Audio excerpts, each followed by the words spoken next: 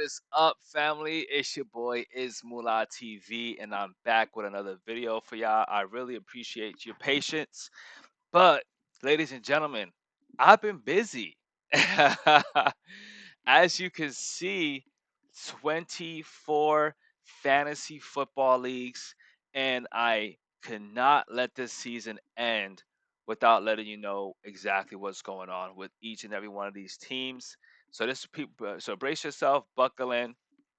And if you are new to fantasy football, this is your first season, or if you're a beginner, first timer, pro, definitely take some notes if you want. But as you can see, honestly, I don't know if you can see yet, but you can kind of see a little bit of the scores here. But I'm going to be breaking down. Had a couple big weeks these past couple weeks. If you guys were checking out my first trial on the phone, you'll see already that first team game of football is definitely putting up some big numbers. But definitely in 24 leagues, I have two. I'm primarily focusing on 22 of them. The other two are bonus leagues. My wife, this is her first year running her own team. We'll also take a look at hers, see how she's doing. And then I have a high scoring league, which is like the points are like super crazy into the thousands. And that's what I use really just to stay in contact with my friends on the East Coast and here on the West Coast as well. But in the 22 leagues that I primarily spend the majority of my time on, this past week just went 19-2-1. I know, right? How can you tie in fantasy football? Well, you're gonna see that here as well today, and maybe you'll learn something new. Last week went, what did I go? 18-4, and the week prior went 17-5. So technically, my teams are trending up in the right direction, which is very, very crucial this time of the year in fantasy football as teams look to make a playoff push, clinch their division, and hopefully can lock down that number one seed as we saw Jacksonville Jaguars were one win away, and unfortunately they lost Trevor Lawrence late, and they lost that game. But we're going to see some of that action happen here in my fantasy teams, and I do wish Trevor Lawrence well. Really cheering for those and pulling for the Jaguars, and hopefully he can come back healthy with the remarkable season he's had so far. So let's get into it without further ado. I'm gonna X a couple of these things off here, but we'll start with game of football. Yeah, as you can see, but just so you know, man, this isn't you know a gamble heavy league. Every single one of these leagues are free leagues, right? It's 22 leagues, technically 24 to two bonus leagues. One is the humans, the other one's get things done. Team GTD in the house. Um, so these are all free. What I did in my 22 leagues, there's 11 beginner leagues, 11 pro leagues, all free. ESPN does give us the luxury to compete in like 24 to 25, which is the max. So I said, why not? I took about, was 4 to 8 years off in fantasy football. Last time I played a few years back, I was in four leagues. I won three out of the four, and I felt like retiring. So I was like, I'm gonna take a break for a while. And then as of last year, my buddy was like, "Yo, you should do one. You should do one. You should do one." So I did one last year, brought it back this year, and then this year I decided to challenge myself and manage 22. And so far, off to a really good start. So we'll get into it. What we'll be looking at as far as categories, guys, it's going to be actually I'll show you here so you can see the breakdown, and then I'll go into still learning how to honestly look at it from the desktop version. I'm on the PC right now. I normally look at it from the phone. That's why I start off the first trial run on the mobile app because it's so much easier. It's less overwhelming on the phone than it is here on the PC. But let me take a look and see if I can still members maybe. Okay, so it looks like this is going to be finicky. View full standings. Is this where we're at? This is what I need. It kind of is, but it's not showing me. Okay, perfect. This is exactly where I need to go. All right, wonderful. All right, so as you can see, right, got the X right here. It means clinch the playoffs. Y, clinch the division. Z, clinch the bye. Asterisk, clinch the number one seed. And E, have been eliminated for contention. So what I've been seeing right now so far in fantasy football, the ten team leagues has been pretty consistent across the board.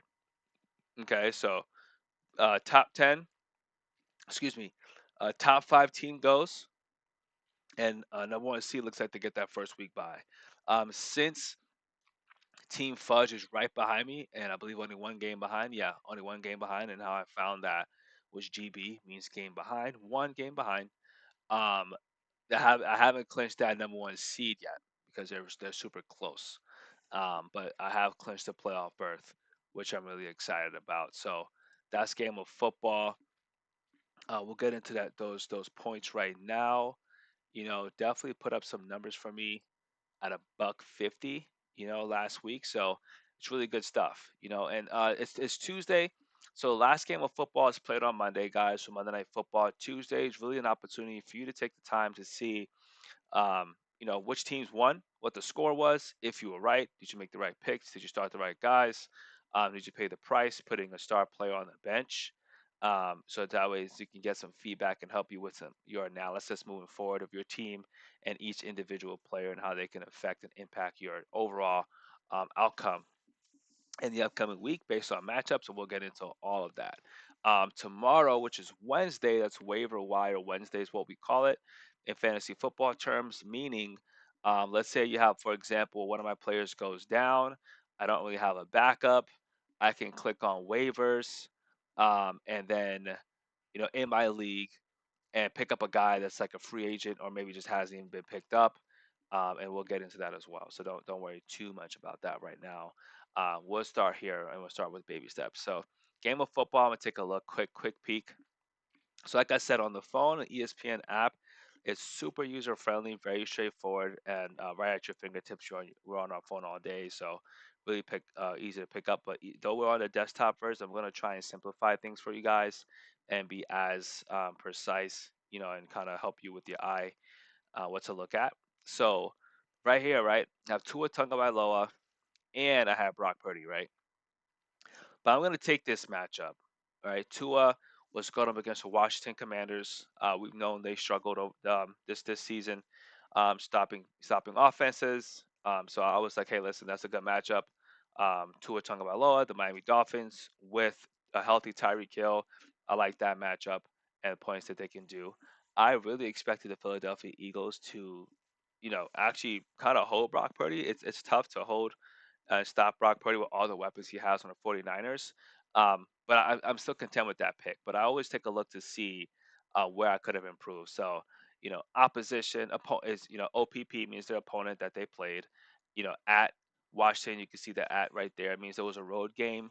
They still won 45-15.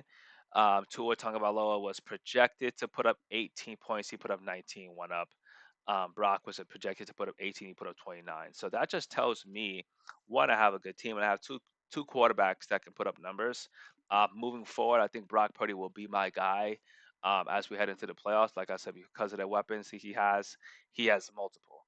And watch the Miami Dolphins. We know they have a 1-2 punch in the backfield with Raheem Mostert and Devin A. Chain, who's back, which I also saw in a few of my other leagues that I have him in.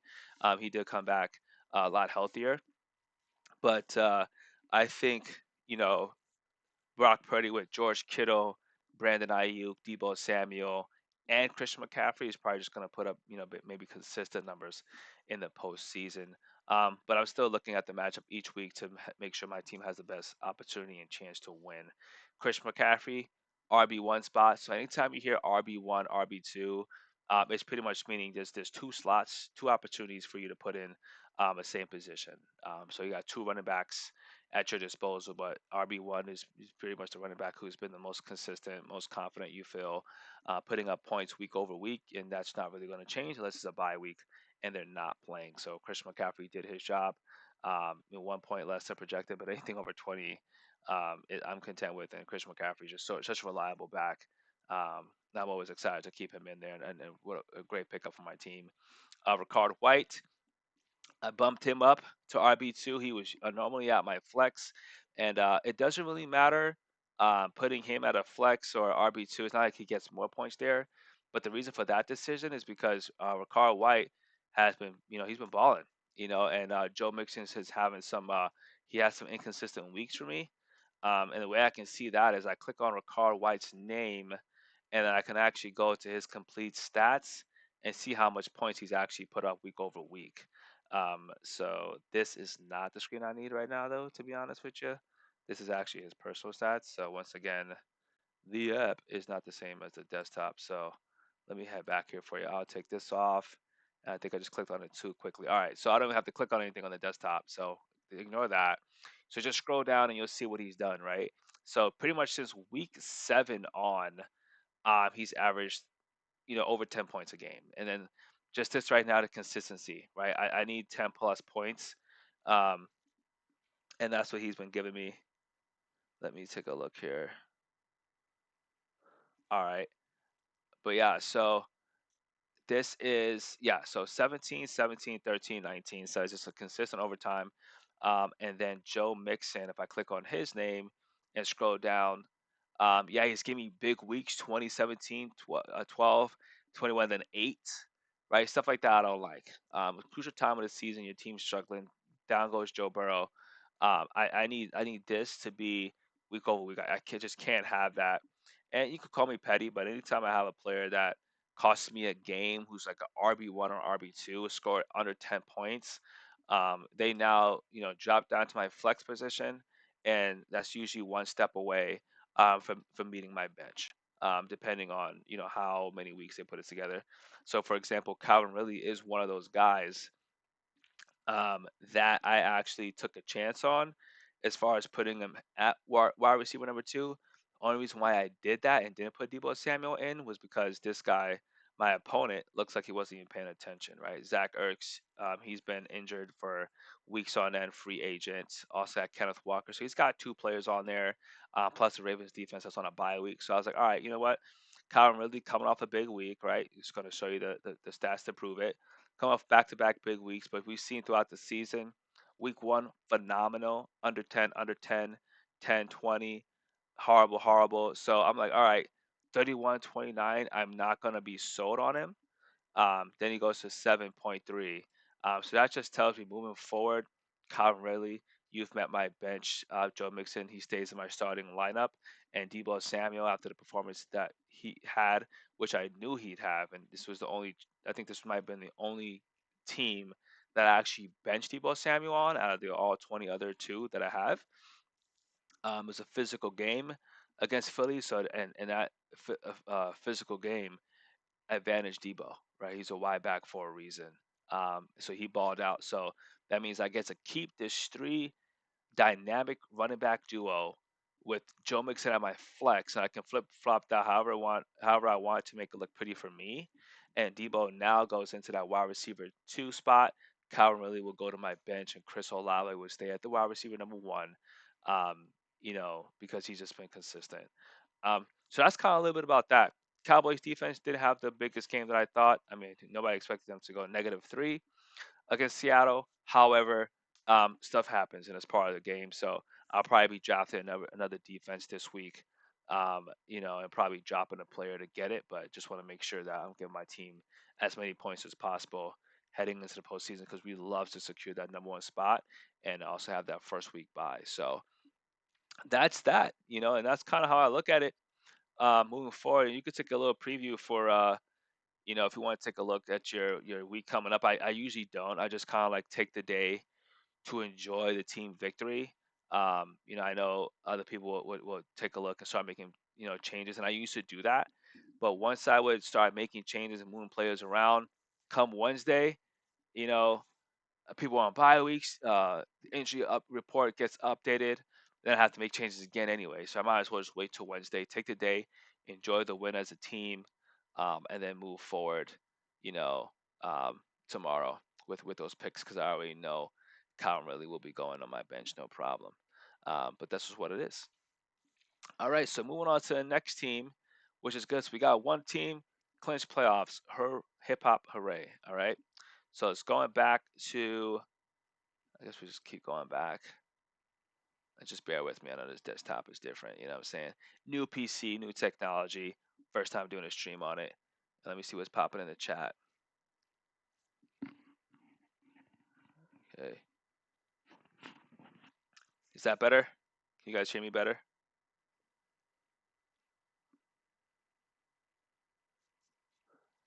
Can you hear me? Can you hear me? All right. Anybody hear me nice and clear? And then how's the Zoom? I got a request for zooming in.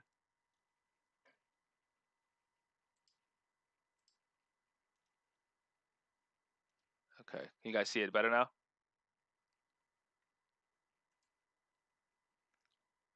All right. Perfect.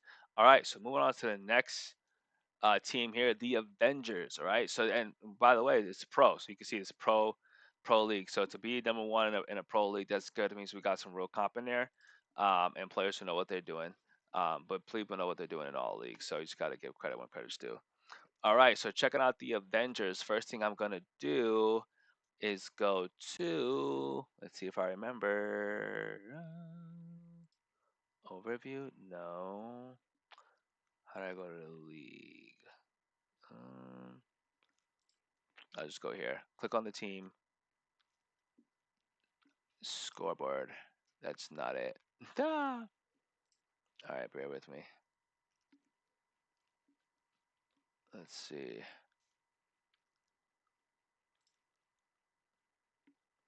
Let's go back.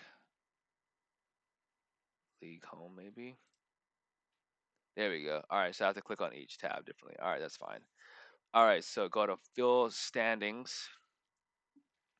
And here we are, Avengers, another team, number one, which is great. And not only that, we got the asterisk, so we secured and we clinched that number one seed. Outstanding. Let's give a hand to the Avengers.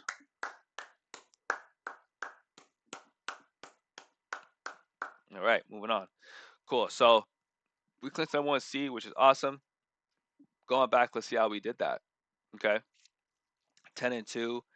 All right, and then we'll go back again and take a look at this breakdown. All right, so fantasy points. We have Brock Purdy at the starter, so 165 to 65, bro. That is some big numbers, right? Looks like Kibbles and Vicks probably definitely didn't pay attention. Defense on a bye week, kickers on a bye week. Stephon Diggs also on a bye week. So it's an easy dub. I'll take it. Not my fault. You're not paying attention. It's on your phone. It's very simple to get to. It takes 2 minutes. Um, Brock Purdy balled out, right? 29.6. Also had Tua on in this league, but what I do went ahead and benched him, right? Because I had him starting in my other league, but don't want to have the same quarterback starting in every single league if I have some wiggle room.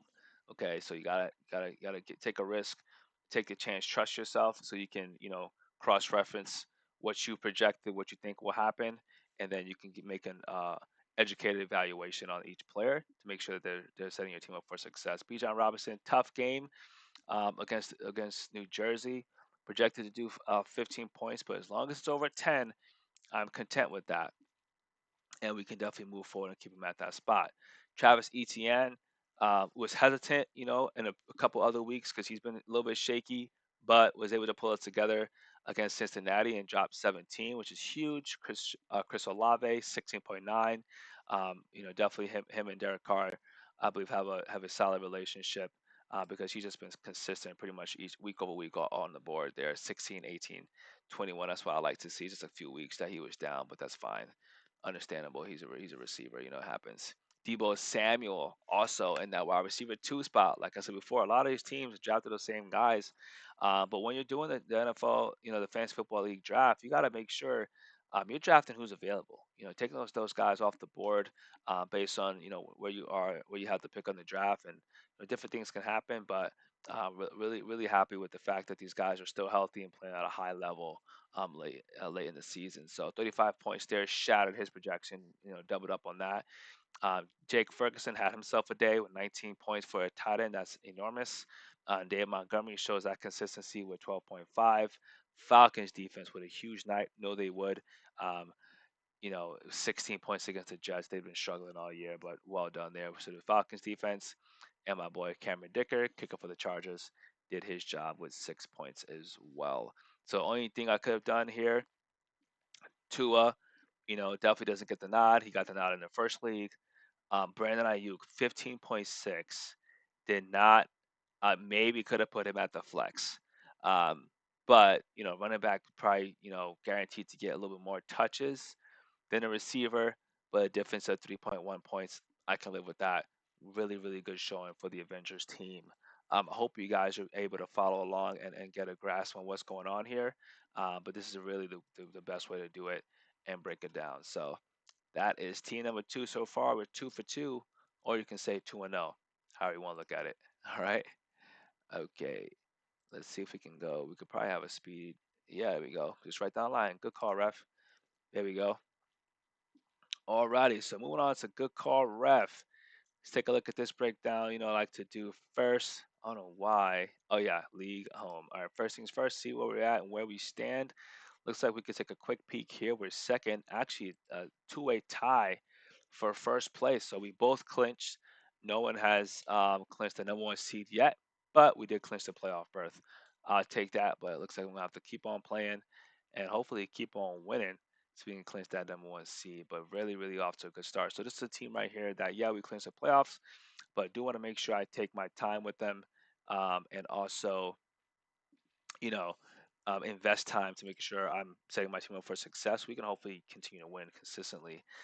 Yeah, unfortunate day for Austin Eckler. I put in Sam Howell as my starting quarterback. I mean, got to be honest, a lot of guys just aren't available. Jared Goff came off a little bit of a slow week, and he didn't even outperform Sam Howell. But 19 points for Sam. He can sling the rock. The Washington Commanders just can't win games.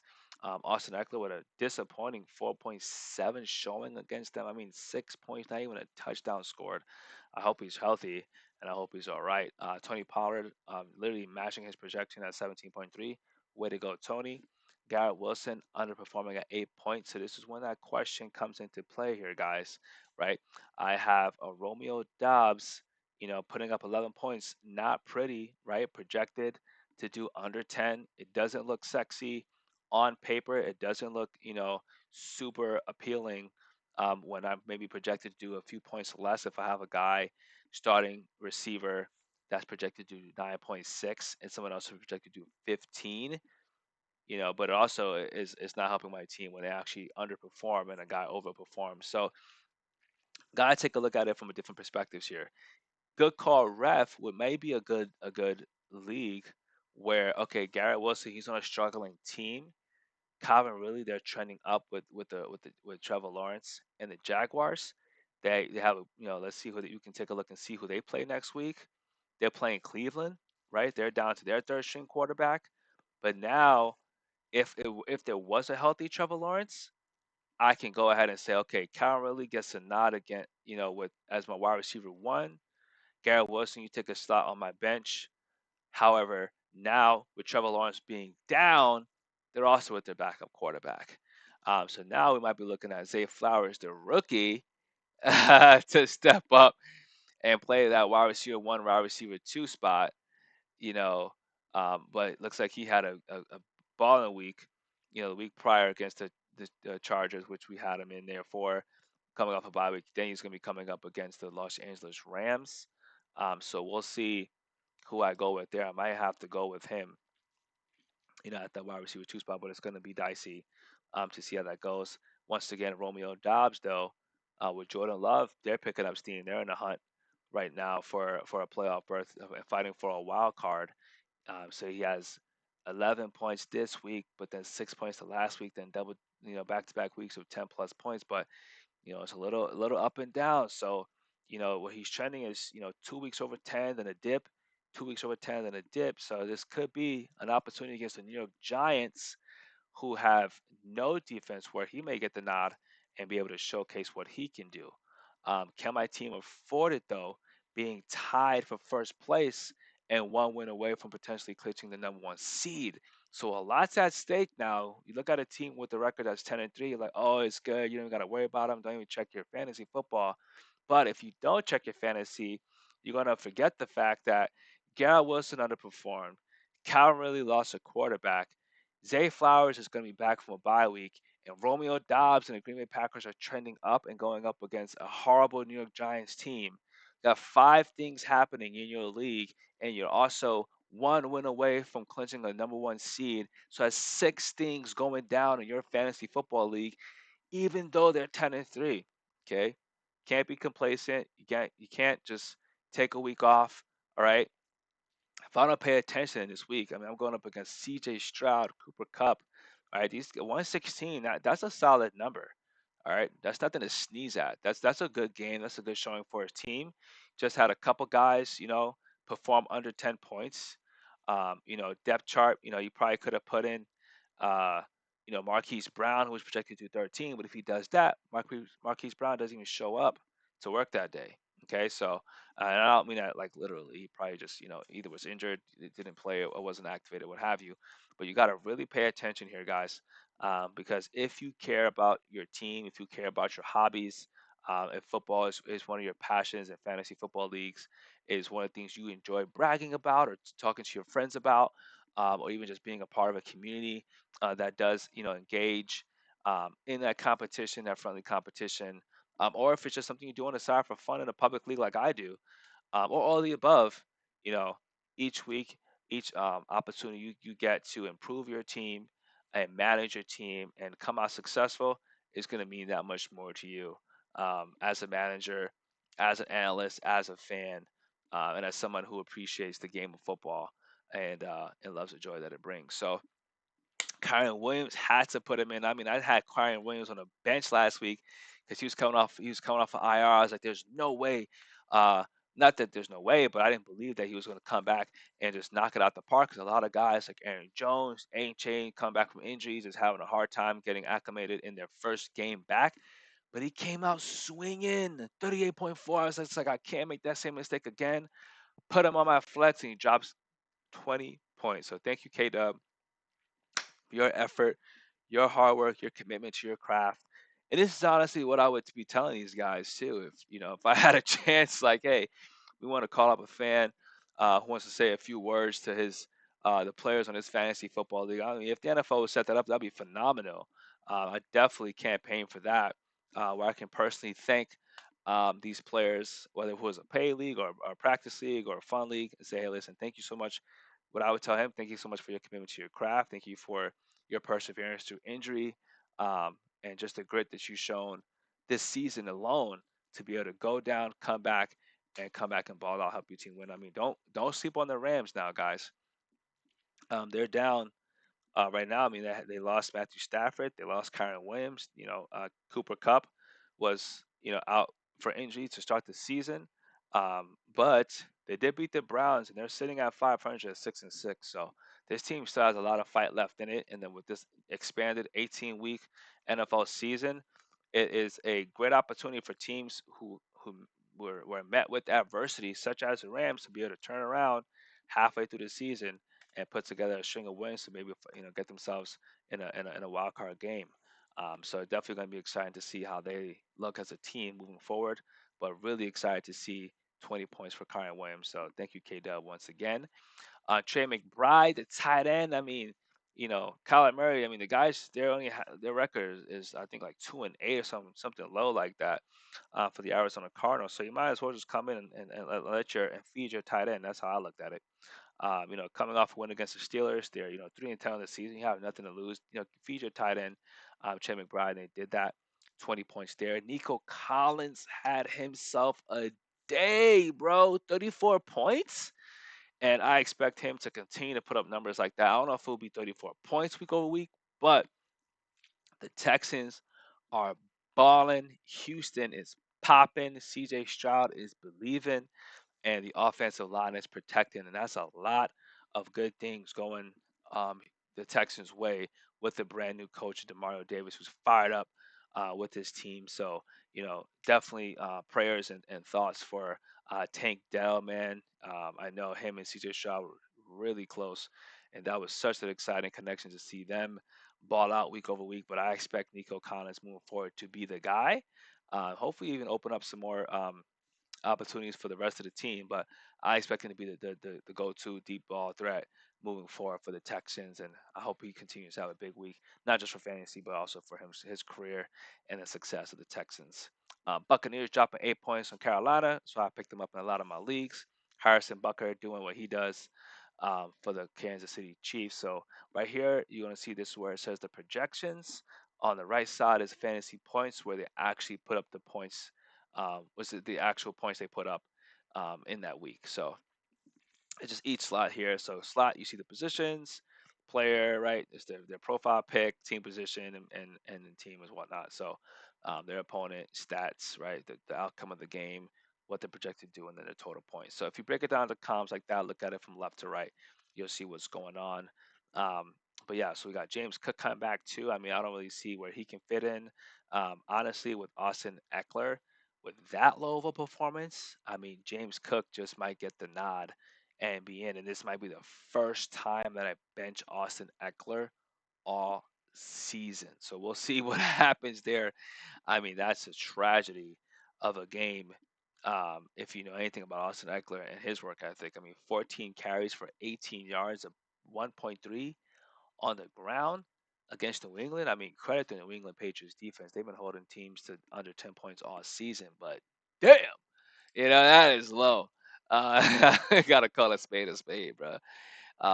Bench the Cowboys defense for a reason. Didn't know what they would do against Seattle, and Buccaneers just had a better matchup against the Carolina Panthers team who barely won a game all year. So that is, I think I spent enough time on that one. Good call, ref. Moving on to you sure about this? So 3-0, three teams right now, 3 for 3 on the playoffs. You sure about this? Let's take a look and see. All righty, we got a three-way tie for first place, man. All right, what's going on here? View standings. All right, we clinched. Here we go, yo. Here we go, yo. Here we go. Here we go. Here we go, yo. Yeah, that's the name of the team. You sure about this, bro? Because you got to make sure you check your roster before you go up against me, man. Yo, 10-3. That is crazy, man. That's what's up. But clinch the playoffs. I'll take the X Factor award on that league. Let's just go back and see how they did it. All right, my team. Oh, it's a close game. Less than 9 point victory. No, it's 11, about 11 points. But yeah, definitely still a close game. Let's see what happened here. All right, so my team now is going to be on the left side. Let me get a little drink. Excuse me. All right, so we're on the left side here. Matthew Stafford, yeah, this was the league that I'm really low on quarterbacks, and Lamar Jackson on a bye week, and there was like really nobody available. Um, but nonetheless, Matthew Stafford did enough. I'm glad he scored over 10 points. Um, let's see his stats, to be honest with you, because I have to look at some other quarterback options. So 279 yards passing, 3 touchdowns. Uh, is that correct? Oh, okay. I was about to say, bro, he was projected to do 12 points. So I made a mistake on my own stream. So he actually put up 22 points for Matthew Stafford. Thank you, Lord. That's what I'm talking about right there. So Matthew Stafford is back, bro. 279, 3 touchdowns, back-to-back weeks, over 20 points. So it looks like the game against Seattle was a fluke, putting up 9. So I like what I see there. DeAndre Swift, unfortunately, only put up 4. That's one of his lowest games of the season. Um, but and he's also he took a hard hit late. I don't know if you guys saw the game, but he took a shot late from the 49ers defender, so he might be a little questionable. So I may have to look at some other running back options. Hopefully, I get James Cook back because he might have to go into that wide receiver 1 spot. And I'm not too sure what I'm gonna do for a wide receiver 2. I think Demario Davis is out with an injury. Have to check that, but he put up 0 points. That could have cost me in this game for sure. But I'm hoping that Jaden Reed can get back to full strength and put up some more of these numbers that he had in week 10 through 12, going over 15 points here. And let's just hang tight 1 second, guys, while I do some technical difficulties.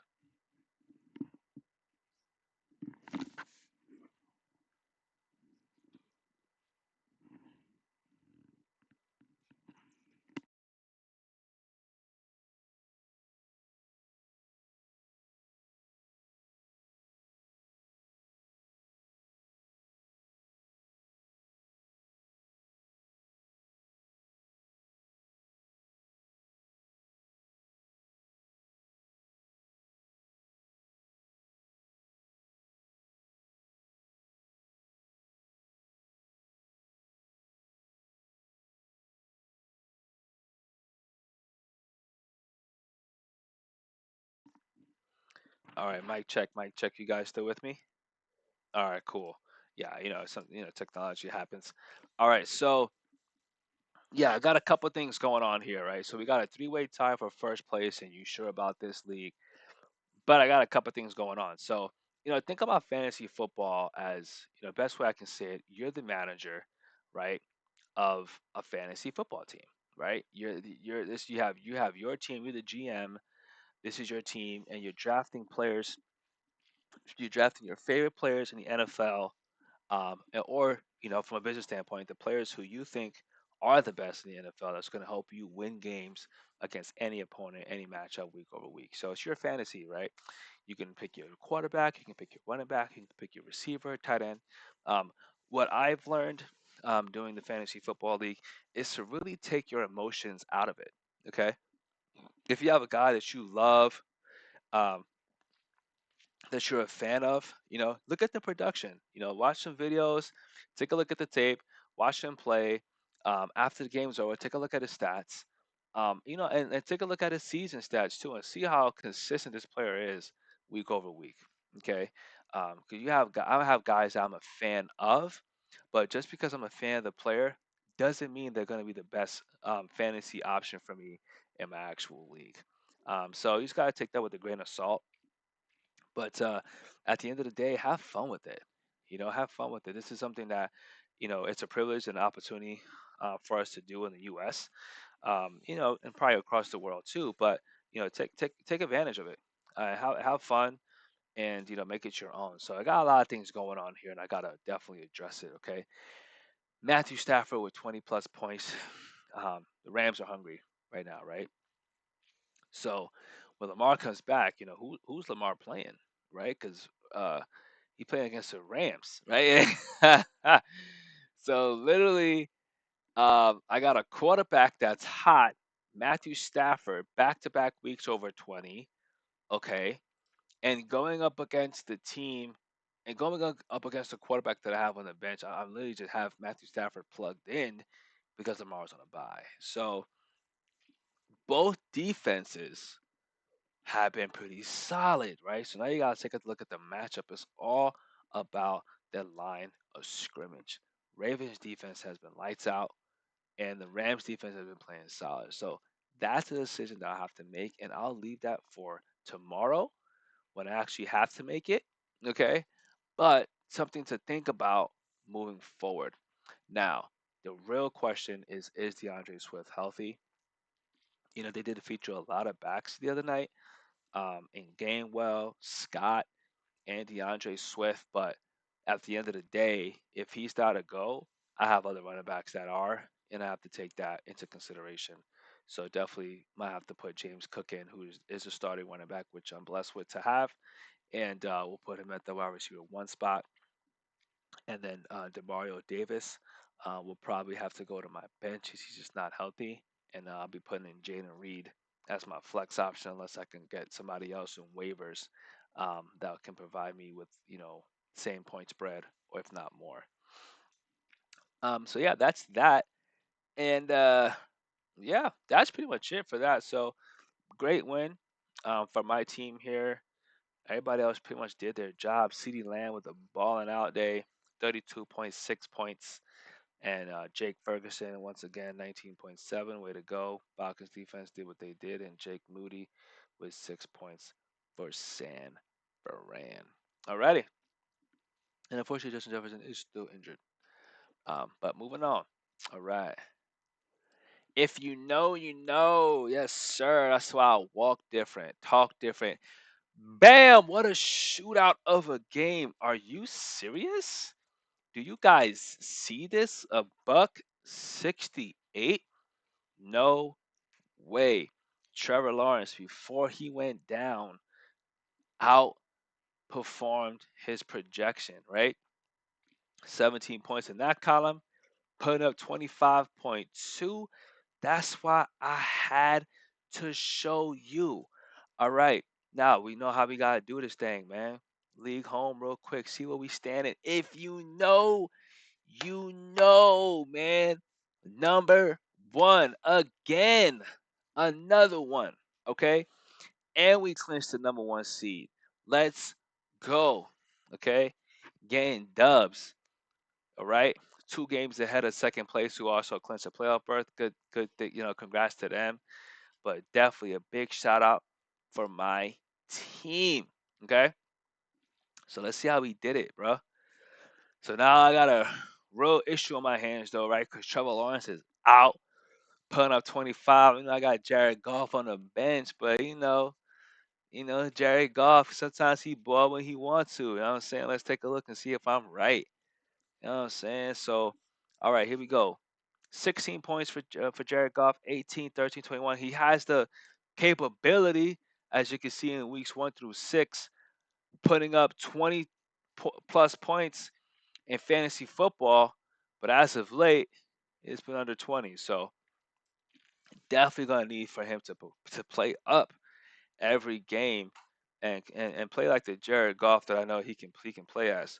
And that's getting Amon St. Brown the football, getting the ball to your tight end Sam Laporta as much as possible, the rookie, letting him show out, and to Montgomery out in space and Jameer get out on the flats, man. Don't be afraid to check it down and let these guys get some yards after the catch. You know what I'm saying? It doesn't have to be big play over the top. Just get some positive yardage. Get the ball into your playmakers' hands. Let them do the work, man. These guys have the potential. Yes, I'm gonna say it. They have the potential to compete with the 49ers, but they gotta play like it. Jared Goff, you have to play like it. Okay? You have the talent. Okay, Amon St. Brown gives you that Brandon Ayuk option. Dave Montgomery and Jameer Gibbs, that option, that's like Debo Christian McCaffrey option. Then you got Laporta, who's playing just as well as George Kittle. So this team can be one of the best teams in the NFC, but they have to play like it. And I say it starts with Jared Goff. Dang it. Okay. And of course, the offensive line is going to have to stop. It's going to have to control the trenches, and they're going to have their hands full against the 49ers. I'm not saying they're going to beat them now, but they have the potential to play that good and be as good as those teams, man. Top team in the NFC. So um, the Lions, hopefully they can put it together. And now with Trevor Lawrence down, Jared Goff, I'm going to need you. I'm going to need him to play well to keep this train going. I don't want to just qualify for the playoff. Making it to the playoffs is just goal number one, right? That's just like making an appearance, okay? Nobody wants to just make an appearance. We want to win the whole thing. So we'll see how it shakes up. But Chris McCaffrey, consistent, consistent. I mean, look at this boy's numbers, bro. Like honestly, can we just admire the greatness of Christian McCaffrey, bro? 48 points against Arizona. 40. You mean tell me he almost put up 50 3 weeks in a row, 22 plus. I mean, and it's just fantasy, bro. He's actually, look at the groundwork. 22 carries, a buck 50. 20 carries, a buck. 20 carries, a buck. Like, this guy is a beast, bro. Like, I'm sorry, man. He's one of the best running backs that I've ever seen. And honestly, he's probably one of the best running backs since LaDainian Tomlinson. And you heard it here first. All right. This guy's got speed, he's got elusiveness, he's got power, and he's got great hands out the backfield. Bruh, stop playing with Christian McCaffrey. Put some respect on his name. They said on the broadcast the other day, he's a walk. He has a walk. He's a walk-on player with the All-American body, bro. Or excuse me, All-Pro body. So I mean, and you talk about being a walk on, that mindset of you having that blue collar, chip on your shoulder, right? You come here ready to work, ready to get better, ready to improve, and your build body type is all pro. I'll pick him on my team any day of the week. So super glad to see him perform and really be it on a franchise where he is utilized to the max, where he is literally maximizing his full potential. Um, but enough of that. I got off my soapbox. C Mac, boy, keep doing your thing. I'm gonna see what I could have done better and could have improved. Let's see. Wow, who would have thought? Let's see. Sam Laporta. projected for 11. He put up 29. Jake Ferguson, 10 points, put up 19. Hey, that's a good problem to have. And it looks like I may have some question marks at the flex. So I may want to consider, having two tight ends at my flex, but let's see. It's going to depend on the amount of depth I have on my bench. It looks like I have two starting running backs, Josh Jacobs, James Cook, both on a bye. I could have put in Raheem Mostert, took a chance on Jalen Warren to see if he can give me something. He did not. Also have Jordan Addison and Zay Flowers on a bye. So this team is pretty stacked, okay, with some veterans at receiver, um, with some stars, some firepower at running backs, and some rookie backups, just in case of emergencies. So this draft went really well to have veterans, solid receivers, reliable backup rookies that are playmakers for their franchises, and technically three more starting running backs for three different teams. So this is a little bit of a powerhouse. Hopefully, we can keep this train going. As far as any change I could have made, like I said before, probably updating the flex, Jalen Warren, who's been actually pretty consistent in the past few weeks. I mean, literally last 2 weeks he hasn't been, but prior to that he was well over 10 points. So we'll see who's off a bye week tomorrow, but definitely, well, he'll probably be sitting on my bench next week, this upcoming week for sure, and putting one of these running backs in that position to make plays. Alrighty, but yeah, 168 to 149. I mean, yeah, dude. Brock Purdy, Joe Mixon, they both had big games. James Conner, letting people know why he's RB number one. Alvin Kamara, haven't heard his name all season. Almost dropped a 30 piece for New Orleans. So this was what you call a shootout, ladies and gentlemen. And I'm glad I was on the winning side of it, with that number one seed. So definitely a great matchup there. Some things to keep in consideration, and great takeaways here. So hopefully we keep that going. Next up, Lego. You ain't no cowboy. Another pro league. Oh, actually, excuse me, this is the beginner league here. Let's see how we doing. A buck 30 to 50. Somebody wasn't paying attention, huh? Let's see. Yeah. Stephon Diggs on a bye, my boy. DJ Moore's on a bye. I mean, yeah, we'd love to have those guys play well, but both on a bye week. And let's see. Let's go to scoring. No, league home. Keep again. Where we stand at? All right, number two in the league. All right, not bad, not bad, not bad. All right, so we'll clinch the playoff berth, and I'm only one game behind. The number one team right now, Coasters, has not clinched the number one seed in the postseason, so it's still up for grabs here. Four of us, it looks like we're all one, two, three, four. So this one, all right, looks like they took the top four teams, and this one, not the top five. Um, so yeah, it looks like it's gonna be a showdown here. But yeah, you gotta keep winning in this league. Hope we can get that number one seed. All right, let's see how we did it here. You ain't no cowboy. I think I clicked on the wrong game. No, I did not. Okay, great. So Zach Moss definitely struggling with depth there in my running back position. Josh Jacobs was on a bye week. Isaiah Pacheco did his thing before he got ejected. And honestly, Patrick Mahomes, man, 13 points, dude, that is not a lot. And I know he doesn't have much receivers, so to be honest with you, I benched Patrick Mahomes in a couple of my other leagues, and I mean Sam Howell is outperforming him right now. So um, I don't know, Pat, but he might have to go on the bench. But like I can't lie, and it ain't that no fault to him for real. But he got sacked a lot. Credit Green Bay, defensive coordinator, dialing up the blitz. And I do have to shout this out. I love the way the defensive line pretty much almost like caved the offensive line in. Like that pass rush, they didn't just rush straight or rush at an angle. They literally rushed him almost like two walls sinking in, to pretty much squeeze him, and so he couldn't get out. Man, it was pretty remarkable to see. If you haven't checked out the game yet, definitely watch those highlights. It was just like somebody like stuck in a hole. as walls are trying to like cave in and trying to get out. Like there was just like no exit route for Patrick Mahomes, and he doesn't have any receivers that are reliable with hands to throw the football to, and so the outcome is underperforming and a loss. Yo, KC, what's going on? So yeah, but definitely, RB2, Zach Moss is not doing what he did earlier in the season. Unfortunately, as you saw, I had some exciting weeks, right?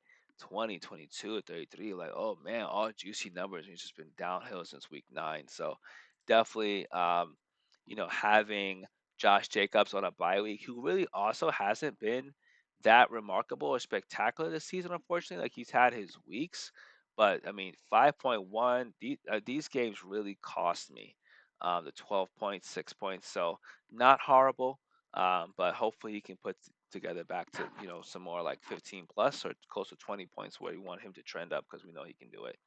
But yeah, I think Josh Jacobs definitely goes back to the RB2 spot. I could even put in Jerome Ford. I don't know why I didn't do that, but I should have definitely put Jerome Ford at the RB2 spot. I don't know what I was thinking.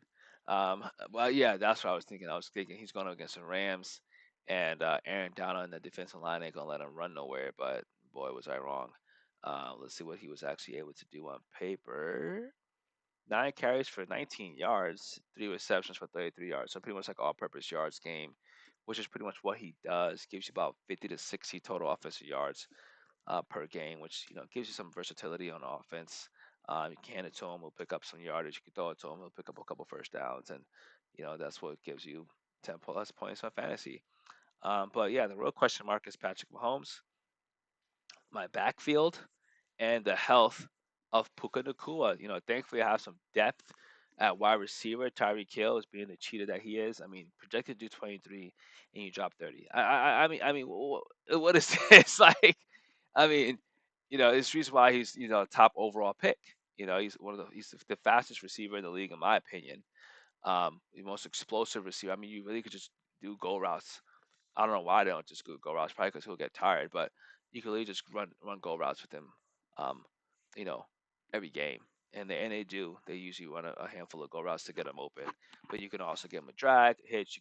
You could do he like his wide receiver coach Wes Welker said on the interview the other day. He can run the entire route tree.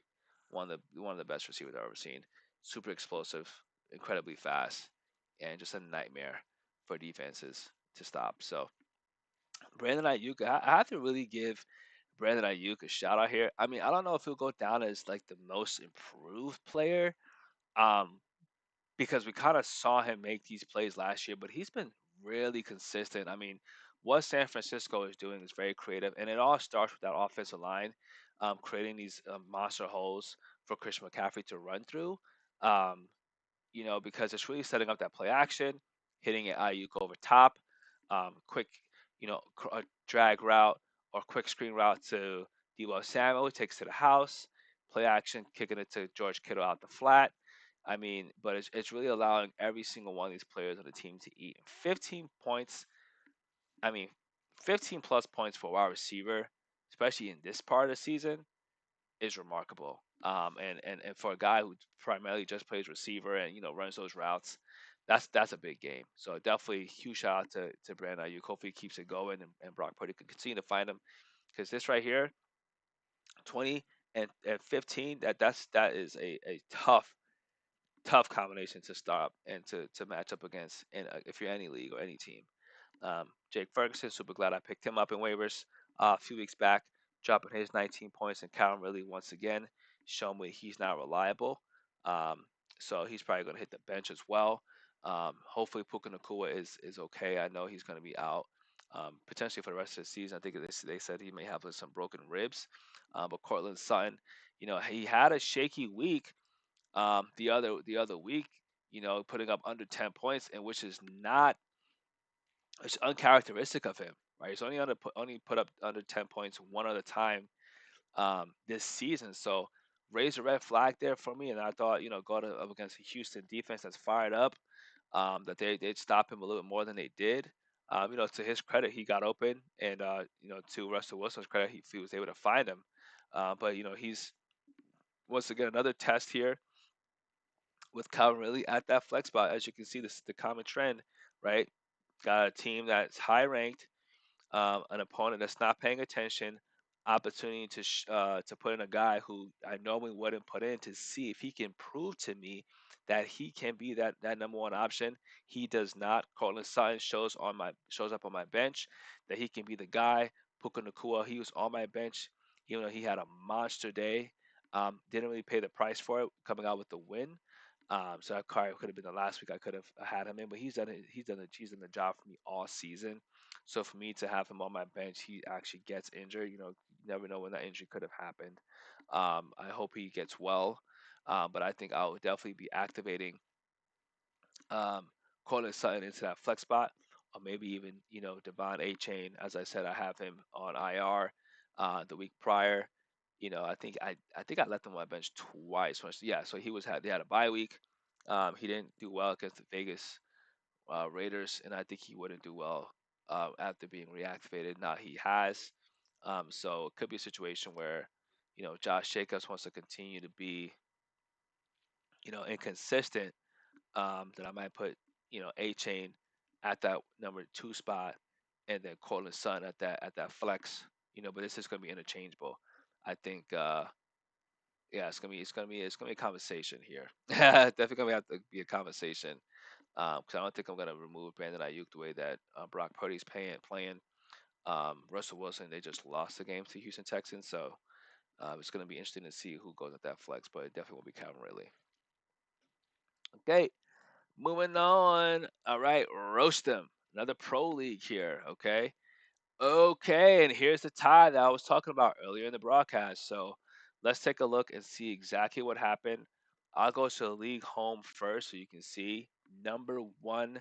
See, I mean, honestly, dude, for this tie to come when it came is a bummer because I believe, yeah, it puts them a half game behind. If I would have got this one, I would have been at 10-3. They would have been 9-4. So I may have clinched the number one seed, although I have clinched the playoffs, which I'm content with. But I always like to do better than contentment. So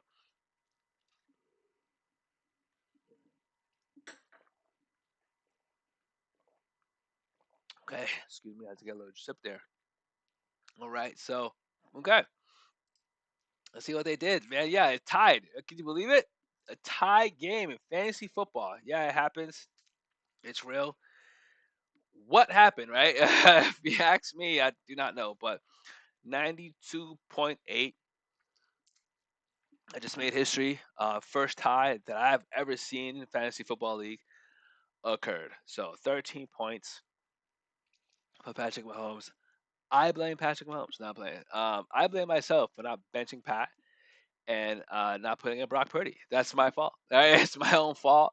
I thought Philadelphia's defense would be able to do a much better job containing, maybe limiting the explosive plays for the 49ers, on the road in Philly. And I thought, yeah, Patrick Mahomes going up against Green Bay. I know they're trying to catch a little bit of steam over the past couple of weeks. Jordan Love getting back to who we saw in the first couple of weeks of the season. But I didn't expect them, number one, to lose, let alone Patrick Mahomes to drop 13 points in fantasy football and throw a pick. And I think that's what cost it, right? 210 yards, a touchdown, and a pick. This is what happens when you don't have receivers on your team. And not only that, Demario Douglas goes down, no fault of his own, probably injury, very serious, right? Stuff happens, it's part of life. But 0 points for him, underperformance from Pat. Anybody else? And look at this 3.7 points for David Njoku.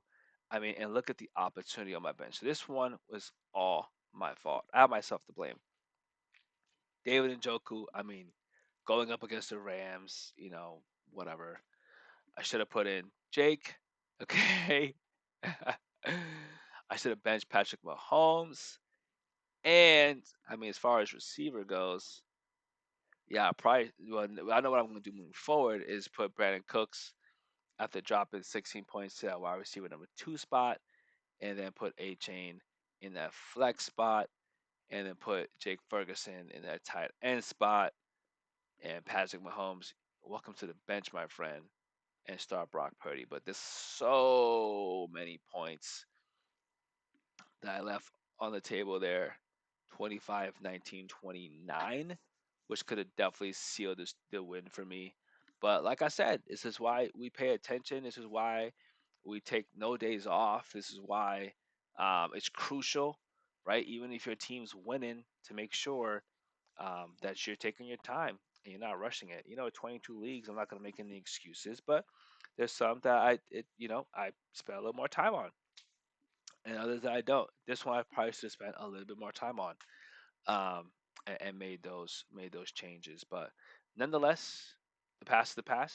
Moving on. Still number one, right? No harm, no foul. Really done. I still got, but now I got some people on my ass, right? And a half game behind me now, and looking to take that number one spot, which I hope does not happen. But I gotta make sure tomorrow that I'm staying locked in and paying close attention. Okay. And let's see, column two. I see 3.5 columns, my friends. Buckle up. Marvelous pro head-to-head league. A buck 49. Thank you. Where do we stand? Number two. Okay. Can I get a clinch? Can I get a clinch? Not yet. Oh boy, baby. Our first non-number one team. I'm gonna say wild card. Right now, this is why I'll classify this. Have not clinched. Still need to keep winning. It's a three-way tie for second place. But yeah, have not clinched the playoffs yet. But say that 8-4 is marvelous. Okay. So let's see how they got it done, and hopefully we can continue to get this dub. But hey, I'll take a win, trending in the right direction. Okay, yeah. Here's an example. Patrick Mahomes. Oh no, Patrick Mahomes is not on this team. Okay, well here's an example. C.J. Stroud is my starter, putting up 16 points there. Actually, one of his lower performances, to be honest. With the past couple weeks, he's had what 30, 15, 9. Okay, 41. But I'll take 16 and I'll take the dub any day of the week. Justin Fields looks like this opponent was not paying attention to his QB nor his kicker. I'll take the easy dub. Chris McCaffrey, ETN, some guys you guys are familiar with. Keenan Allen. He's just struggling much right now for the Chargers, but he still managed to put up 10. Brandon Ayuk, Laporta, and Pacheco with 21 piece there. Anybody on my bench, right? Okay, so CJ Stroud. We'll take a look and see who he's matching up against with next week. But Brock Purdy's just on a tear right now. Any other opportunities here? Let's see, Keenan Allen's on a team that's struggling. Rasheed Weiss, he's been trending up as of late. Let's see his consistency. So back-to-back weeks, um, over 15, over 10 points there. So he's got Buffalo next week. So it's gonna be interesting to see what I do there for that wide receiver spot. I think I still probably keep Keenan Allen in, but we'll see. I'm not open. I'm not opposed to taking risks, but with my team sitting at second place, three-way tie, not having clinched the playoffs yet, I'm going to spend some time on this one to make sure that I put my team in the best position to come out with a victory. Okay, we did it. It's honestly one that I just did is like having fun. Just took a kid's mindset and was just like, if I had a son, and we did a league together, like who would I pick, right? like how would I coach him to make his picks and whatever. So just like I said, have some fun with it. Use your imagination.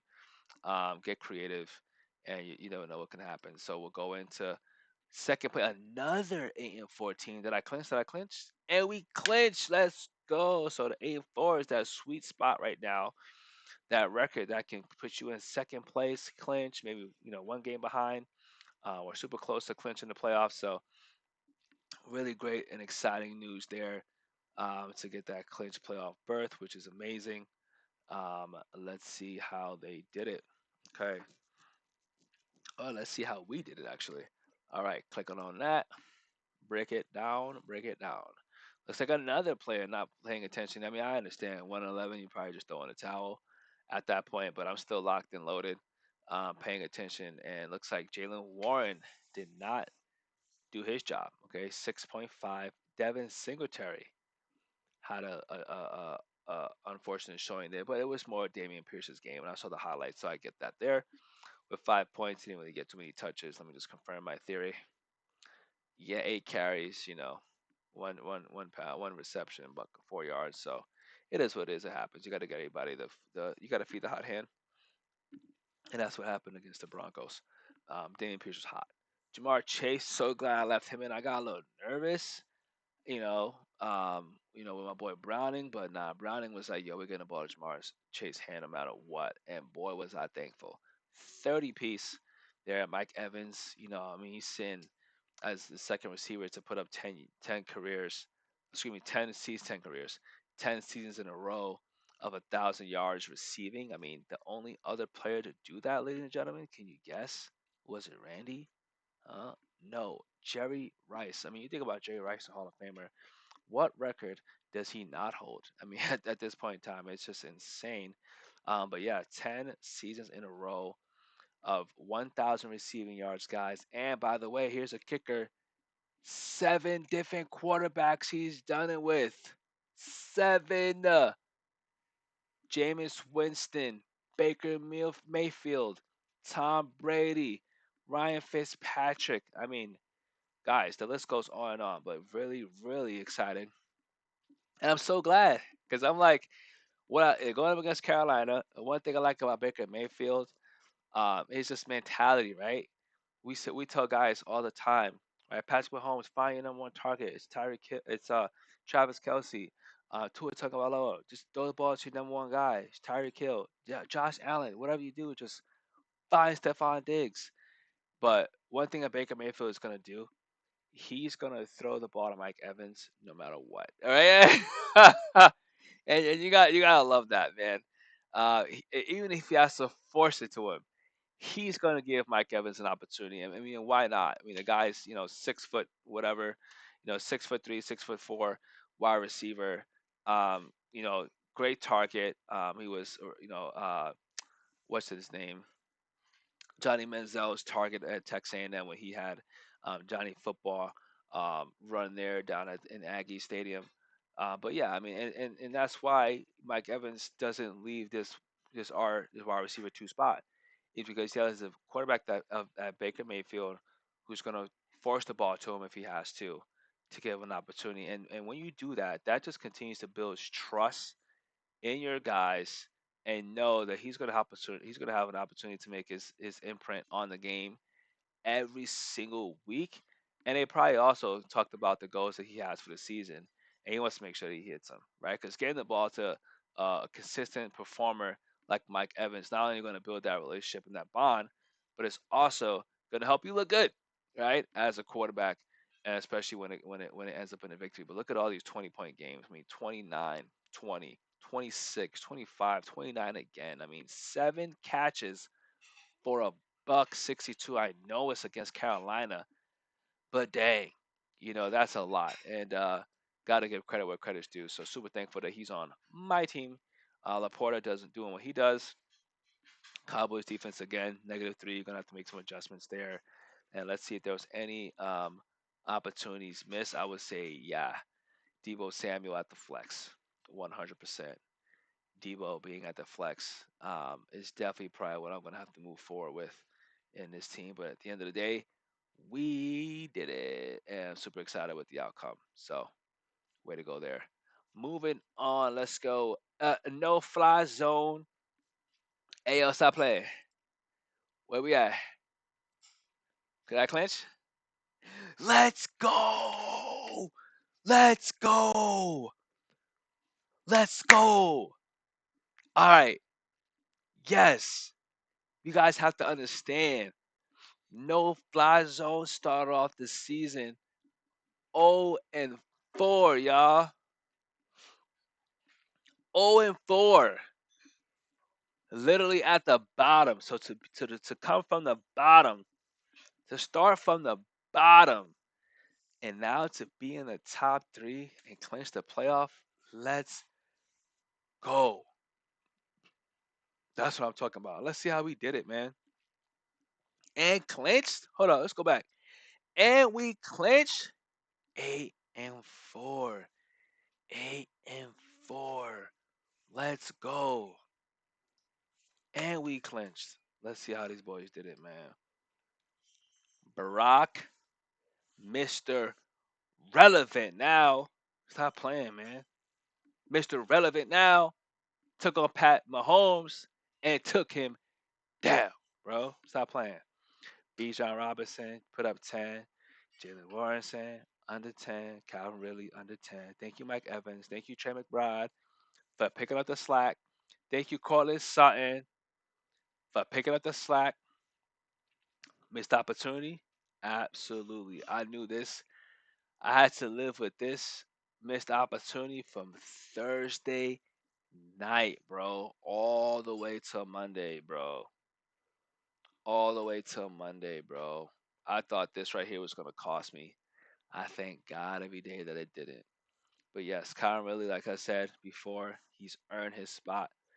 He's earned an express ticket to the bench. Okay, DK Metcalf will be staying there with Mike, and he can't really, I just can't do it no more. But yeah, ticket to the bench. My real question mark here is going to be that running back position. Zach Charbonnet put up 16 points against Dallas. I did not think he was going to put up those numbers, to be honest. I thought, Micah Parsons and the Dallas defense would definitely be able to, rattle and stop this rookie. But it looks like I was mistaken. DK and Zach are putting up some numbers, and the Seahawks are still kicking and they're still fighting. So we'll see. I think I'm definitely going to have to put moving forward Zach Charbonnet at that running back 2 spot and DK Metcalf at that wide receiver 1 spot.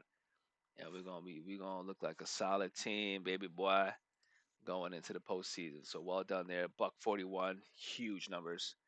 No mistake in it. And we're moving on. Let's go. You shocked? Are you shocked? Another 8-4 team. Let's see where we land. Come on, come on, come on. Number 1? Hey, yo, stop playing. Hey, yo, stop playing. And we clinched. Hey, oh, man, this is so great. Okay, this team. All right, you shocked. All right, talk some coach, right? This team, we weren't 0-4, but we were like, we started off like 1-3. You know what I'm saying? 1-3, just like not really knowing what our identity was or what it is. Who we are as a team. Just really trying to find ourselves. Um, throughout the season. So that was definitely. This is definitely a huge one. I have to say, this was definitely a huge accomplishment because it got to the point where the guys were 1-3. Um, the 2-4. Postseason's looking out. It's feeling out of reach. But to have a bounce back season the way they did, 8-4. Two-way tie for first place and clinching the playoffs, sitting at the number 1 seed in this league. That's huge. That's huge. So huge shout out and round of applause for you shocked, baby. But I ain't shocked. Is you shocked? I ain't shocked. I knew they could do it all along. I believed in them. All right, so let's see how they did it. Good showdown there. It looks like Himothy was not paying attention. We got a free agent and a receiver on a bye week and a kicker on a bye week. So I would take the easy dub. All right, so let's see what where areas of improvement we can do here. Ramondre Stevenson 2.9. Ew, that's gross. 9 carries for 39 yards. I mean, 21 points, then bye week, then 13, then 22, and then 2.9. Check a pulse. What's going on there? I mean, definitely an opportunity. James Conner, I didn't believe he was gonna do what he did. The week prior was 7 points, 8 points. I'm like, he's not gonna do nothing against Pitt, but he did 22 points against Pittsburgh, and now it looks like he's on a bye week. That's not good news for me. But thankfully, I have James Cook coming back, so definitely probably going to have to put him there. Devin Singletary 5 points. Like I said, this is uncharacteristic. I mean, I know he wasn't getting the ball, but 3 weeks prior, 13, 19, 23. So definitely gonna have to make some changes here. Raheem Mostert. Let's see, 12, 21, 10. Okay, so yeah, definitely gonna have to probably put James Cook at that wide receiver two spot, Raheem Mostert at that flex position, moving forward to give my team the best opportunity. And then once again, Brock Purdy, who they playing next week? Seattle, and who does Patrick Mahomes play next week? Buffalo, yeah. Welcome to your starting lineup, Brock Purdy. But yeah, they got the dub, take the win, and way to go. You shocked. King of the jungle. How we doing? Another 8-4 team with a dub. How they do it? Let's see where we stand. Okay, third place. Okay, third place. It's a pro league, and we clinched. And that's it, ladies and gentlemen. That's it. Look at that. Top four teams are in, and we're one of them. I'll take it. I would take that. All right, let's see how they did it. Okay, home. Played against the home team. You weren't paying attention. Quarterback and kicker are out on a bye week. Justin Herbert, I have no idea. I honestly probably have to shoot up to LA real quick and hop in that film room and see what's going on in that locker room, bro. Are the guys injured? 7 points, 6 point win. Like, what was even his stats? 212 yards, no touchdowns, 4 carries for -5. Oh my gosh, 22 with 37. Oh my goodness, what's going on? I mean, Russell Wilson did better.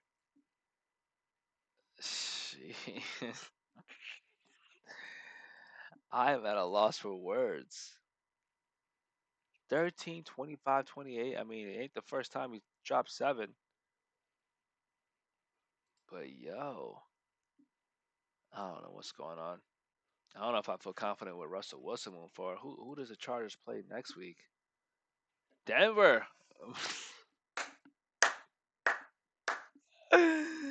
Denver. No way.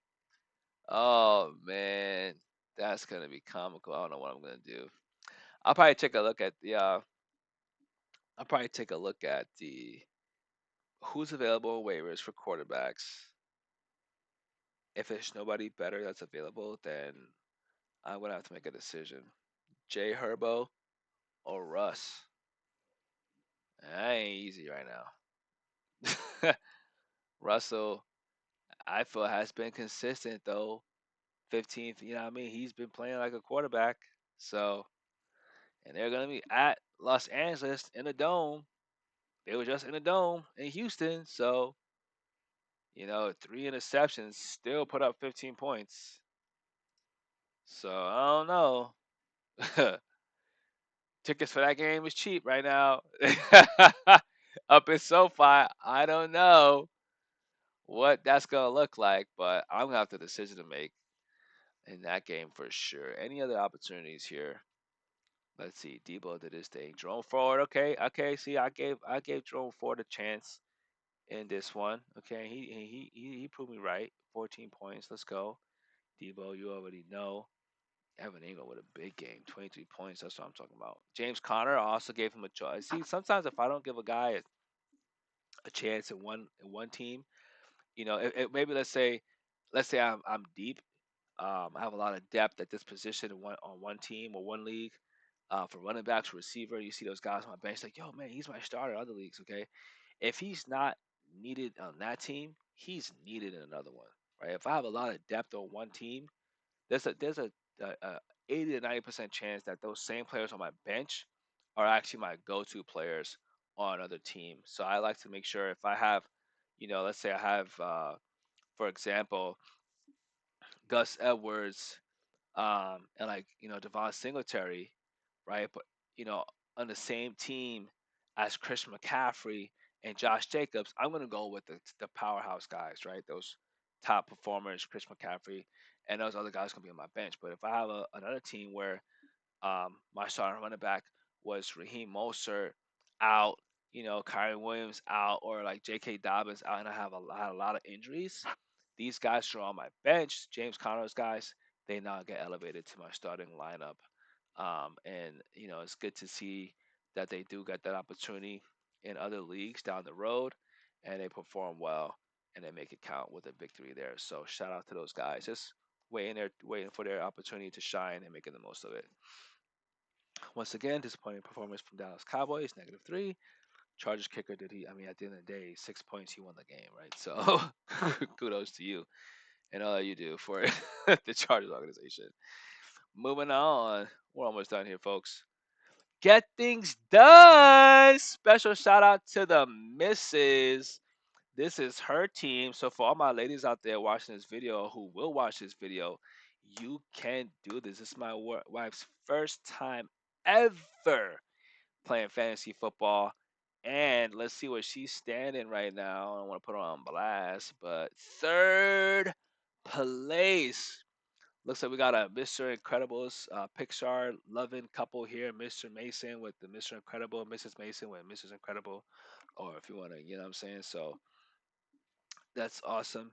Looks like the husband's clinched the number one seed, but Mrs. Mason has not clinched the playoffs yet.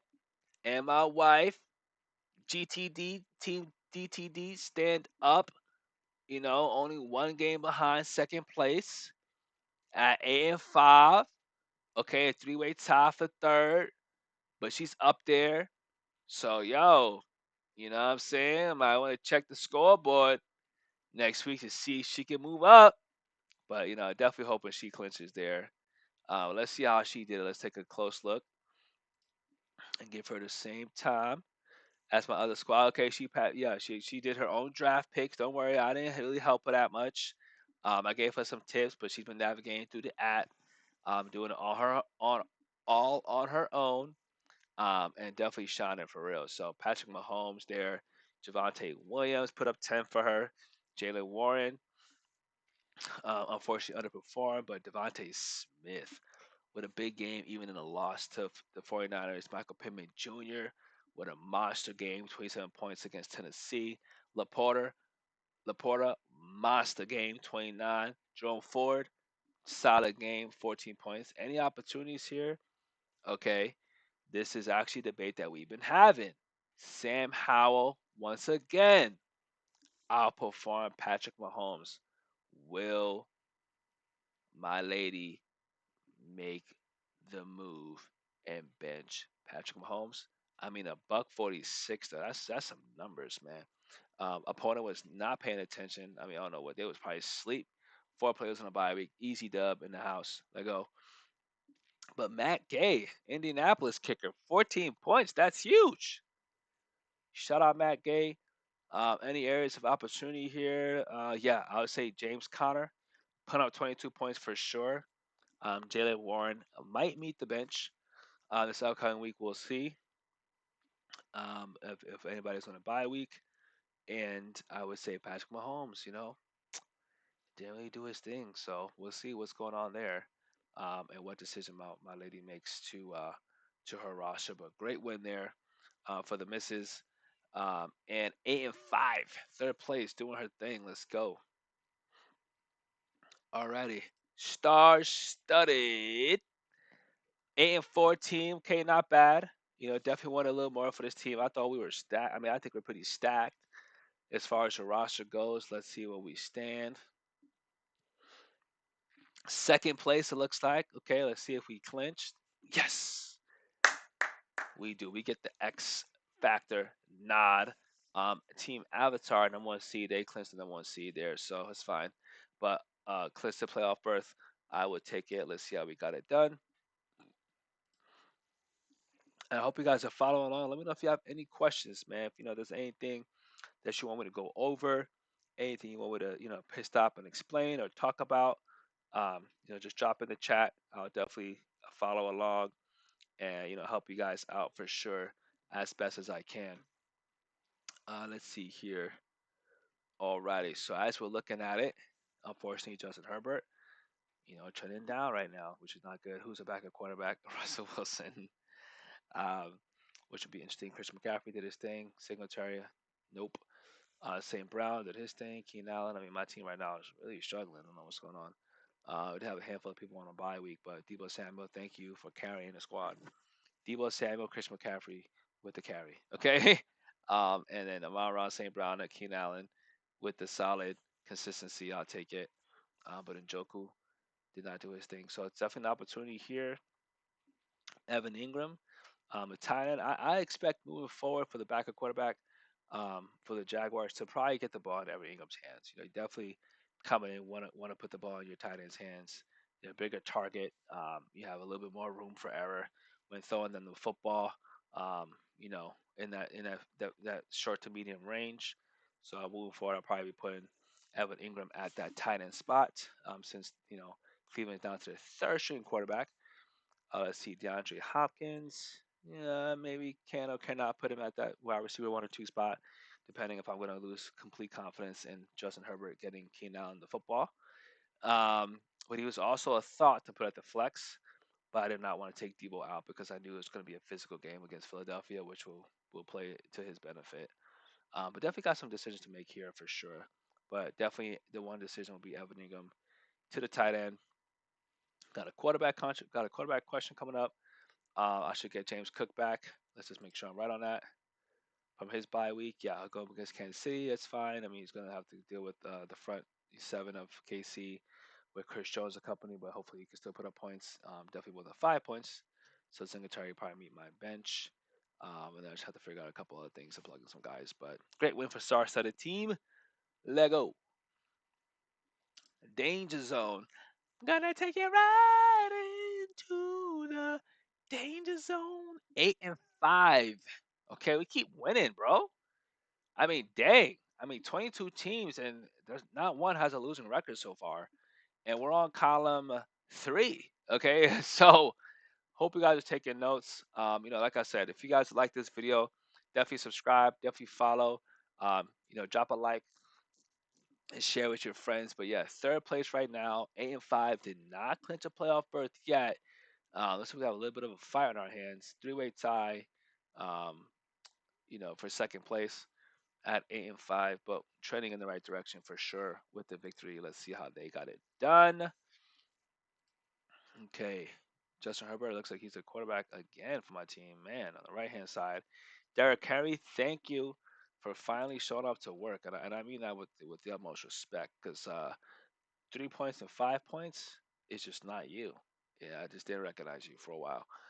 Super glad you found your step back against Carolina and you kept stepping on Indianapolis, even though you guys came up short on the win. I'll take the fantasy points. Thank you, and I'm sure you'll take 21 and 102 and 2 touchdowns on the day for your personal stats and career. Isaiah Pacheco, 21 points. So I got 40 points right here from my backfield, bro. Huge. And Debo with 35. Oh my gosh, man, it's such a clutch game, and it could have come at a better time. Adam Thielen, yeah, unfortunately he's trending down. I mean, Panthers just can't figure it out anymore. He gave me some really solid weeks from 1 through 6 before that for that third week bye, 20, 30, right? And now it looks like he might not be able to give that production anymore. So definitely have to make a decision there to see if I left anybody else on the table. No. So wide receivers is a bit of a question mark for me right now. I mean, George Pickens put up 12.6. So let's see. The Steelers are playing New England next week. Like I said, it's a tough defense. I think Kenny Pickens out with an injury. I'm pretty sure I saw him with a boot on the sideline, but I may have to plug in George Pickens at the wide receiver 2 spot. Carolina is going up against New Orleans. I don't know who that quarterback is. I gotta do some research on that. Trey McBride did his thing. Najee Harris with 9. Okay. Any other running backs available? No. So I'm gonna have to live with that. Brian Robinson only put up 5 against Miami, so not like I have a better option, even though Najee Harris is the number 2 running back behind Jalen Warren. So got some things figured out there. Atlanta Falcons defense did their thing, and thank you, Brandon Aubrey. 15 points for a kicker. I mean, goodness, anything over 10 is incredible. So 15, that's outstanding, boy. Kicking the lights out. And Brock Purdy, so perfect. Oh, thank God. Justin Herbert can't get out of his own way. You're gonna be my bench. Brock Purdy, you're gonna get elevated. Adam Thielen gonna have to make a decision. Probably put in Pickens, tight end. Will stay, and then flex. I mean, take your pick. Not much to choose from, but I'll probably keep it Najee Harris, and hopefully he can put it together against New England. All right, where are we now? Man, I've lost count. This field is my palace. Okay, what's the record? 8-3 again. This is the team that I bench Patrick Mahomes for CJ Stroud. Yes. Okay, so let's see where we stand. Number two. Okay, okay. Did I clinch? Did I clinch? Did I clinch? Yes. Give me the X. Woo! We are going to the playoffs. And Team Santos has not clinched that number one seed yet. I'm only one game behind that. So best believe I'm coming for that. Alrighty, let's see how the team did it. Kidoki. All right, let's see here on the left hand side. Okay. CJ Stroud definitely projected to put up 19 points. Only put up 16, but that's fine. I'm fine with that. DeAndre Swift, unfortunately, he got pretty banged up. Singletary, unfortunately, did not do his thing. But Tyreek Hill and Mike Evans, yo, combined for over 50 points. I mean, that's 61 points, bro. A buck 30 to 78. I'll take it. Laporta with 29. Raheem Mostert with 12. Cowboys defense didn't do their job. It does not matter. But yeah, I think I've been benching CJ Stroud. Sorry, I actually been benching CJ Stroud. Well, I keep saying CJ Stroud. I've been benching Patrick Mahomes actually. I think since like week 8, if I'm not mistaken. Whatever week it was that CJ Stroud just had a splash on the NFL. Yeah, I think after. Yeah, I think I started him after week 8 against Carolina. Yeah, I'm not. I don't. I'm not. If I'm not mistaken. But it was whatever week that Patrick Mahomes had like a slow. Like yeah, he put up like 5 points. Yeah, that was week 8. And I lost that game. So week 9, I think I started CJ Stroud, and he put up 41 points against Tampa. Yeah, and the rest was history. And Mahomes has been on the bench ever since. I don't regret that decision because he's been doing his job. But let's see if I have any opportunities there. Looks like my running back depth is definitely going to be an issue. Let's see, DeAndre Swift and Singletary combined for under 10 points. All right, cool. I have James Cook coming back off of a bye week, and Jerome Ford. He's going to be going up against the Jacksonville Jaguars, who may be, still, you know, licking their wounds after the loss they took to Cincinnati and the franchise quarterback going down. So it might be a good matchup for Jerome Ford to kind of like, take the Jaguars by storm and catch them by surprise there. So that's probably what I'll do is put James Cook and Jerome Ford at that running back 1 and running back 2 spot if DeAndre Swift and what if DeAndre Swift isn't healthy, honestly. Okay, so that's that there. And yeah, pretty much it. Take over. All right. And this is our first loss. Okay. Let's break it down. Okay, so take over. We are 4th place. Wow, we have not clinched yet. Okay, so that's not good. Okay, so we lost this game, which was man. So we actually really needed that win. Yeah, because that would have put us at 8-4, and we probably would have clinched playoffs, but we did not.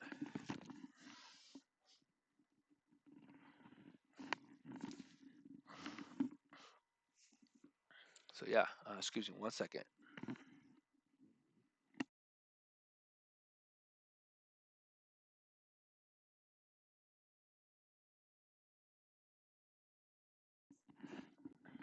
Okay. So yeah, really needed that win. And we couldn't get it done. And was it against Hawks on you? I wonder. It wasn't. It was against an inappropriate name. Um, but we lost. Justin Herbert. Thank you. Who's my backup quarterback? Oh, Russell Wilson. Who would have thought? Where can I have made a better decision? Jalen Warren. Yeah, I should have put in DeAndre Hopkins. Great, and that cost me the game. Dang it. All right. Everybody else pretty much did what they're supposed to do. But that was the game, man. Short, sweet, and simple. I mean, I could even put in Javante Williams. No, that wouldn't have made a difference. We would lost by 10 points. Yeah, dude. I need to put in Hopkins right here, and we win. All right. Well, can't focus on the pass. Takeover is right now a wild card, I'd say. They're a wild card team. Um, you know, yeah, wild card team right now. But I would say more in the hunt, honestly. But I would say wild card 7-5. All right, moving on. Let's play a game. What? 170 points in fantasy? Like, okay, how? Brock Purdy, 29 points. Isaiah Pacheco, 21. Tyreek, 23. Sorry, Tyreek, 32. Debo, 35. Jake, 19. Falcons defense, 16 points. Like, any area of improvement? Yes, James Conner could have taken our running back 2 spot. And even A Chain, 25, could have helped me at the flex. P Rod only put up 2 points. And even Zach Shaw when I put up 16. So I know what I'm doing moving forward. Warren and P Ryan is out of there. But yeah, they're 6-7 though. Hey, but I'll take it. We gave Team Tom Chick his first loss of the season, undefeated 12-0 coming in to see me until you met me. You know what I'm saying? So let's see here. My team, league home. Oh, we are 6-7 under 500. That's not good. Are we still in? We are in the hunt right now. We are in the hunt. Okay, we're one game under 500 and have not clinched the playoff berth. So we have a lot of work to do. But let's play the game. Commodore, it's over. Whoa! Just when you thought it couldn't get any better, it does. 181 points in fantasy football. I mean, I must be paying attention. I know how to draft players. So, Brock Purdy, 29. Bijan with 10. Derrick Henry with 25. Ayuk with 15. Evans with 29. McBride with 22. Debo with 35. Patriots with 6. And Jake Elliott with 7. Any opportunity? No. Nobody could have done better. Okay, maybe I could have put Raheem Mostert at wide receiver number 1 and gotten what point point two like 2 more points. Um, yeah, 1.2 points more than Bijan Robinson. But who is going to do that? Look at the matchup: Bijan Robinson against the New York Jets. Granted, I'm thinking about the New York Jets as a team, but are you forgetting the fact that their defense is really solid? That's why they held them to 10 points. At the end of the day, I still would take that, 10-point fantasy football over a questionable Raheem Mostert at the time. But 181 points is insane. And where do we stand right now? Oh, wild card. Do we clinch? No, we're in the hunt. We're not the top 4. We're 5th. Oh my gosh. Us and Team Westbrook got tied. So this is a battle.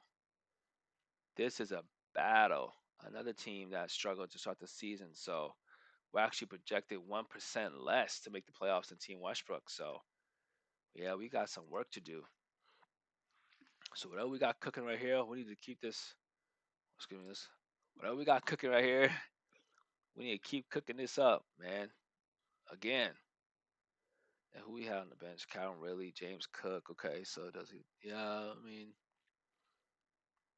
Bijan Robinson. Who does Atlanta play next week? They play Tampa. They play Tampa. James Cook plays the Chiefs, so I have a decision to make once again at the running back position, just to make sure I'm maximizing my team's full potential. Houston, I'm a problem, and here comes the elimination game. A buck 58, 6-7, but my team has been eliminated from the playoffs. We got the E guys. It's our first team that's been eliminated. We got the E, bruh. 0% chance making the playoffs. Man, we got the E, bruh. So I don't know if they're gonna give us a game next week or what have you, but if they do and we win, it looks like we still got some games, right? Let's see, full schedule. Yeah, week 14, I play Philippi, so that'll put me at 7-7. Now, where's Team Salazar at? Um, Team Salazar. I don't see them. Yeah, they're fifth. So if they lose, they'll be 7-7. So I don't know. You know, it doesn't have an X next to these guys' names, but we'll see.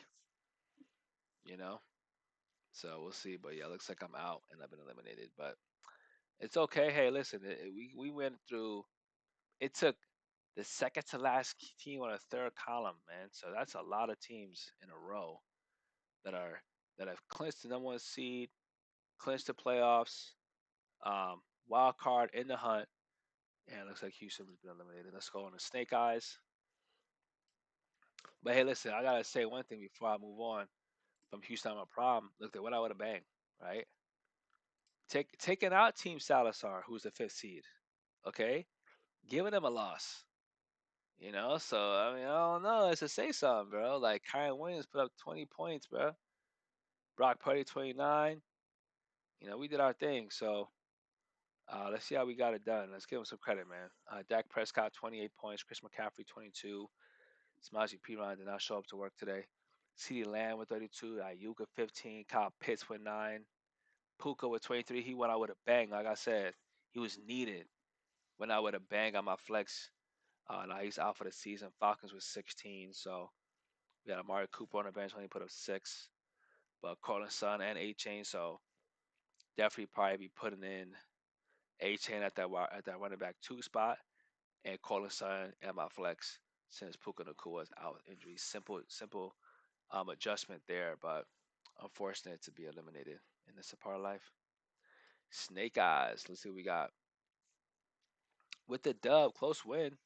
I think this game might have come down to my kicker. Maybe it was another game. Yeah, Evan McPherson, the kicker, dropped 12 points for me and sealed the deal. Yeah, I had a scare against a 3-10 team, even with the Cam Akers on a bye week, because Samaje Perine only gave me 2 points, and Juwan Johnson did not show up to work with 0. So Zach Charbonnet was needed. He did his thing with 16.9. This is the league that quarterback is very slim, so I'm probably gonna put Jared Goff back in. Kyler Murray, we're not playing for much, so he's gonna hit my bench. And let me see anybody else. Running backs. James Cook will be back from a bye week. Kyler Murray will be my bench. Juwan Johnson gonna have to find a new tight end. Looks like Tyler Conklin can give me 6 points, so I can put him in. Demario Davis on my flex. I'll probably put in George Pickens. And that's it. That's it. Let's see who the 49ers play next week. They play Seattle, and so we can see. But Seattle playing ball. They're playing ball right now. But that's that. And let's see where the Snake Eyes are at. Ooh, we eliminated 2? No, we're not. We're in the hunt. 1 game above elimination. Boy, we have a fight on our hands. 3-way tie for 6th place. All 6-7. So this is a big week. But it's a must-win week for my team. Must win. All right, Terminator. Let's see. 6-6. Oh, we took a loss. We took a loss, bro. We lost. Jay Herbo. Oh man, catastrophic. Catastrophic loss. Adams on a bye. Cook on a bye. Zay Flowers on a bye. I do not put in Brock Purdy. Justin Herbert gives me 7. Warren gives me 6. Singletary gives me 5. Drake London, who I thought was a pretty solid receiver, gives me 1.8. Demario Douglas is out, gives me 0. Oh, and the Dallas defense gives me -3. No shot. Definitely needed James Conner in and Brock Purdy, and I still don't even know if I would have come out with the win. I still would have been short like 2 players. That's just unfortunate. That's just unfortunate. And where do we stand right now? Terminator has been terminated. Yeah, after a performance like that, no shot of getting in. 6-6. Those are the top 4 teams qualified. Tough league to play in. It's tough to get wins here. 9-3, 8-4. No team over 10 wins. But yeah, no shot. No shot. And then can you keep up? I think they also got eliminated. We got to win though. 127. You know what I'm saying? How we get it done? Pretty simple. Trust your teammates, right? Brock Purdy, Derrick Henry, ETN, and Brandon Ayuk all over 15 points. Phenomenal. Mario Douglas is out. George Kittle did his thing. Jalen Warren is also out. So moving forward, we'll probably be giving a nod to Raheem Mostert or Jerome Ford at the flex. And then wide receiver, Jordan Addison. Let's see. Coming off of a bye week, we playing the Raiders. So we'll probably get the nod there, which will be fine. But I think this team got eliminated if I'm not mistaken. Yeah, 5-7 actually, 5-7. Yeah, can you keep up? Gave a valiant effort. It was one of my worst record teams. I think they started off like 0-5 or something like that, 0-6. But they battled back. So proud of the way they fought this year. Just came up short in the end, which is fine. And last but not least, my ultimate high scoring league. I mean, don't ask me how I put this together, but I did 1,015 points. You never understand it. It's okay. But pretty much we throw for over 300 yards, you get bonus points. My quarterbacks get a point for every passing yard. Uh, Running backs get a point for every rushing yard, and receivers get a point for every receiving yard.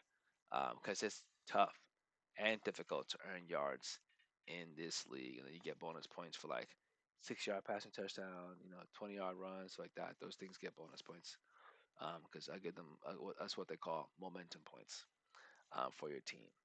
Let's see. So Brock Purdy, who's projected to do 322, he dropped 365. Kyron Williams exceeded his expectation, 121. Jerome Ford was 61.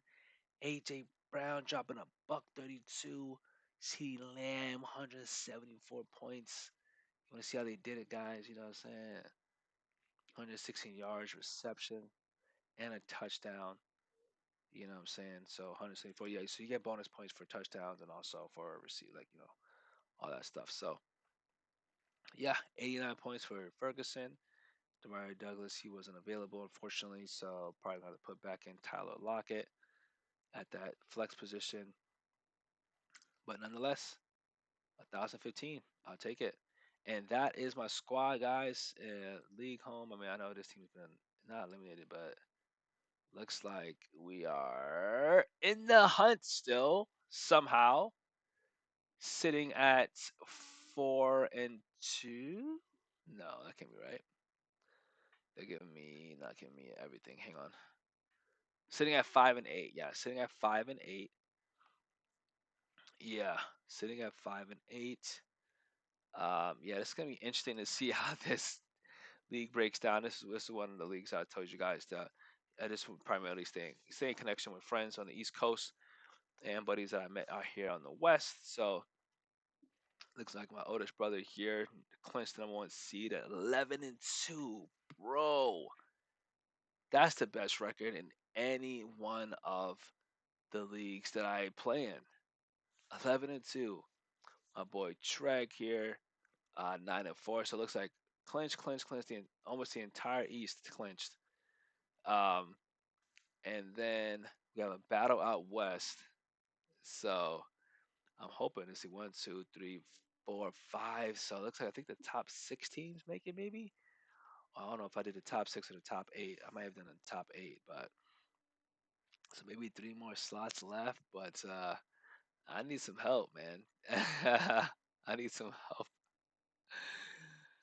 A few games away, man. So I need my team, bro, to really help me out. Help me out, bro.